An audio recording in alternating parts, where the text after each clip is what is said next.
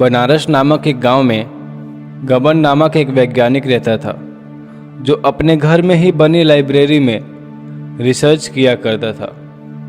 उसी गांव में रूपा नामक एक ट्रक ड्राइवर भी रहता था, जो अपने मालिक को अपना ट्रक की जिम्मेदारी दे रखा था, जिनका नाम चोरमल था।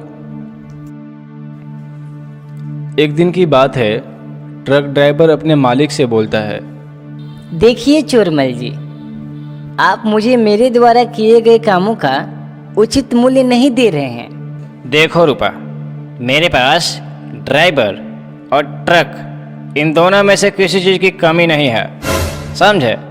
जितना काम दे रहा हूँ उतना कम है क्या?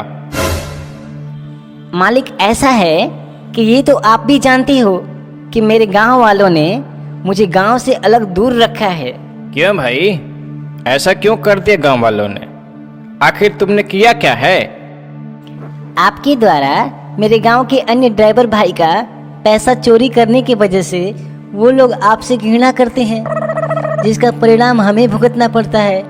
कम से कम आपको मेरा पैसा इस वजह से तो बढ़ा ही देना चाहिए, लेकिन आप हो कि सुनते ही नहीं हो। ठीक है रूपा, तू जा, मैं तेरे बारे में कुछ सोचूंगा। रूपा वहां से अपने ट्रक में लदे सामान को लेकर चला जाता है। उधर दूसरी तरफ गांव का वैज्ञानिक गबन बोलता है, तो अब शेर चाचा कैसे हैं? देखो बेटा, तुम ये काम छोड़ दो, तुमसे ना हो पाएगा। अरे चचा, क्या बोल रहे हैं? अरे आप कुछ समझ भी रहे हैं? अरे चचा, हम तो अपने लैब में कोरोना वायरस का वैक्सीन बना रहे हैं, और आप चाहते हैं कि मैं इस दुनिया को प्रॉब्लम में छोड़कर चला जाऊं? ना चचा ना, ये हमसे नहीं हो पाएगा। पूरा दुनिया का उम्मीद लगा है हमसे, और आप बोल रहे हैं कि छोड़ दो ये सब काम। नहीं चचा, हमसे नहीं छूटेगा। अरे बावले, मान भी जाए अब तू, समझा? कल का तो तूने गांव का पुराना पेड़ का भी सत्यानाश कर दिया, उसमें अपना केमिकल डाल के उसे भी सुखा दिया तूने। नहीं चचा, अब ये वैज्ञानिक यही नहीं रुकने वाला है। अब तो कोरोना वायरस का वैक्सीन बनाकर ही दम लूं। आप जाइए महाराज, हमको बनाने दीजिए। देख गबन, ये तेरा जो भूत चढ़ा है ना, इसे तू संभाल कर अपने तक ही सीमित रख। और हाँ, तेरी वजह से गांव में अब नई प्रॉब्लम नहीं आनी चाहिए। मैं आखिरी वार्निंग देकर जा रहा हूं बेटा।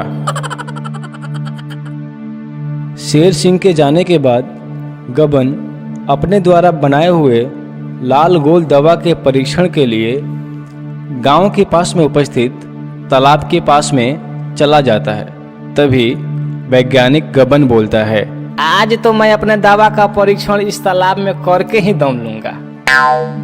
इस तालाब में उपस्थित मछलियों पर इसका ट्रायल करूंगा और देखता हूं कि क्या होता है।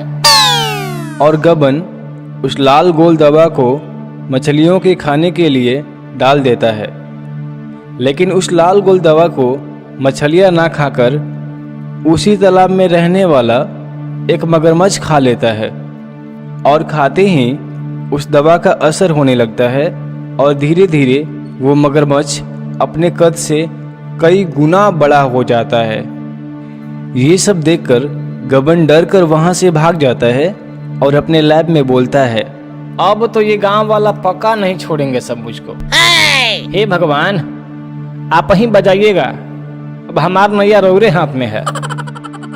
उधर वो मगरमच्छ तालाब में उपस्थित सारी मछलियों को खा लेता है, और फिर भी उसकी भूख शांत नहीं होती है। वो मगरमच्छ गांव के किसी चरवाहे की भैंस को खा लेता था, तो किसी चरवाहे की सारी बकरियों को खा लेता था। गांव वाले बहुत परेशान रहने लगे। वे लोग उस मगरमच्छ से निजात पाने के लिए गांव में एक बैठक बुलाते हैं, और उस बैठक में सभी को शामिल करते हैं। यहाँ तक कि उस ट्रक ड्राइवर रूपा को भी बुलाते हैं। बैठक में शेर सिंह बोलते हैं, कारे गमन, बना लिया ना तूने अपना कोरोना का वैक्सीन? देखा, तेरे अल्प ज्ञान का खामियाजा हम सब गांव वालों को भुगतना पड़ रहा है। और कोई गांव वालों के पास कोई विचार है क्या? तभी ट्रक ड्राइवर रूपा बोलता है, चाचा जी, हम सब उसे छोटा तो नहीं कर सकते हैं, लेकिन हम सब उसे छोटे से तालाब से निकाल कर बड़ी नदी में डाल सकते हैं ना, क्योंकि वहाँ उसके आहार में कोई कमी नहीं होगी। और तो और उस नदी से लोगों का कोई लेना देना भी नहीं है। लेकिन बेटा रूपा, ये सब होगा कैसे? चाचा जी, ये सब तो आप मेरे ऊपर छोड़ दो। बस आप एक भैंस की व्यवस्था कर दो। और हाँ, हम सभी को कल उस तालाब के पास इकट्ठा होना होगा। वे सभी अगले दिन वहां इकट्ठे होते हैं और गांव वाले देखते हैं कि रूपा ने 2 ट्रक मंगा रखा था और रूपा उस भैंस को एक ऐसा दवा दे देता है जिससे कि वह भैंस बेहोश पड़ जाती है। उस भैंस को ट्रक से लगी प्लाई पर रखकर तालाब के किनारे ट्रक को लगा देता है। कुछ देर बाद वह मगरमच्छ अपना भूख मिटाने के लिए उस भैंस को खाने के चेष्टा में उस प्लाई पर चढ़ जाता है और जैसे ही वह मगरमच्छ उस बेहोश पड़ी भैंस को खाता है, वह मगरमच्छ खुद भी बेहोश हो जाता है और गांव वाले दोनों ट्रक को आपस में जोड़कर उस मगरमच्छ को दोनों ट्रक पर लाद देते हैं। रूपा तथा उसके मित्र वे दोनों ट्रक को लेकर बड़ी नदी के पास जाते हैं और उस मगरमच्छ को उस बड़ी नदी में छोड़ देते हैं और वापस अपने गांव आ जाते हैं तथा गांव वाले गबन का लैब बंद करके खुशी खुशी रहने लगते हैं।